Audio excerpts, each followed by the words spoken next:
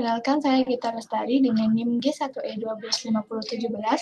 Pada pembahasan saya hari ini terkait materi pembelajaran yang mengenai bahan aktif obat titrasi redox.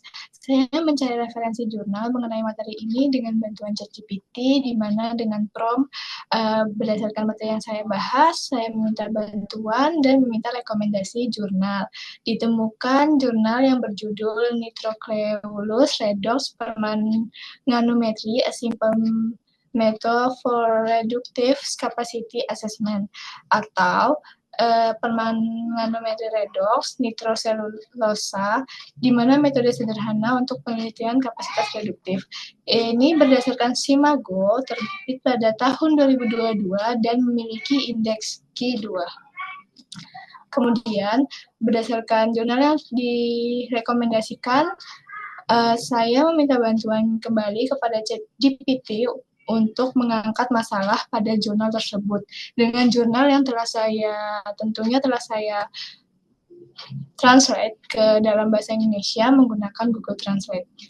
Berdasarkan jurnal tersebut, terdapat masalah yang dapat diangkat, yaitu mengapa metode pengukuran kapasitas reduktif antioksidan total atau TAC yang sudah ada dianggap kurang optimal.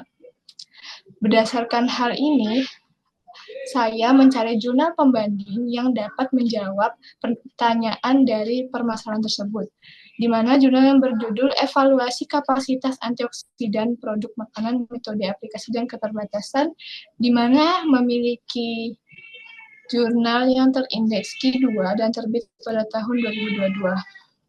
Pada jurnal ini, saya berhasil menemukan referensi dari ChatGPT, di mana mengatakan bahwa hal ini disebabkan karena adanya metode TAC yang dipengaruhi cahaya, pH, dan lain-lain. Kemudian adanya perbedaan pada metode klasik yang terbatas. Untuk memastikan hal ini dinyatakan benar, saya mencari pada jurnal tersebut mengenai poin yang disampaikan, bahwa hasil uji TAC dinyatakan dengan cara yang berbeda, yang seringkali mempersulit dan banyaknya perbandingan mengenai hasil yang diperoleh. Setelah itu, adanya kapasitas antioksidan karena tidak semua antioksidan menghasilkan fase yang jelas. Berdasarkan materi ini, hubungannya antara prinsip titrasi redox yaitu karena ada reaksi transfer elektron antara oksidator. Dalam konteks ini, permanganometri atau Nucleolus Redox Permanganometri ini digunakan untuk menilai kapasitas reduktif suatu sampel. Permanganat sebagai oksidator kuat yang bereaksi dengan zat yang bersifat reduktor dalam sampel hingga titik ekuivalen tercapai. Sehingga masalah yang saya soroti antara keterbatasan metode klasik dalam menilai ini sejalan dengan prinsip titrasi redox, di mana relevan karena baik metode klasik maupun NLP sama-sama menjalankan reaksi oksidasi reduksi sebagai mekanisme analitis.